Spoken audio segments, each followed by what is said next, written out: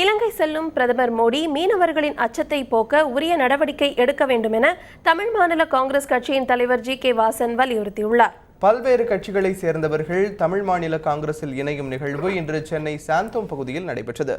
பின்னர் செய்தியாளர்களிடம் பேசிய கட்சியின் தலைவர் ஜி.கே. வாசன், போராட்டம் நடத்தி வரும் மாற்றுத்திறனாளிகள் விஷயத்தில் அரசு உடனடியாக நடவடிக்கை எடுக்க வேண்டும் என்றார். மேலும் வேளாண் அதிகாரி முத்துக்குமாரசாமி மரணம் தொடர்பாக சிபிசிஐடி விசாரணை நடத்த உத்தரவிட்டிருப்பது வரவேற்கத்தக்கது என்றும் கூறினார்.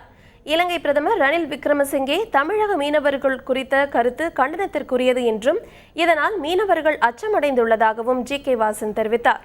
இலங்கை செல்லும் பிரதமர் மோடி மீனவர்களின் அச்சத்தை போக்க உரிய நடவடிக்கை எடுக்க வேண்டும் என்றும் ஜி.கே. வாசன் தெரிவித்துள்ளார்.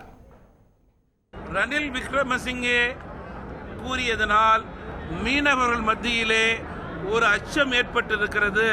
அதை போக்க வேண்டிய கடமை மத்திய அரசுக்கு உண்டு என்பதை நான் தெரிவிக்க விரும்புகிறேன்.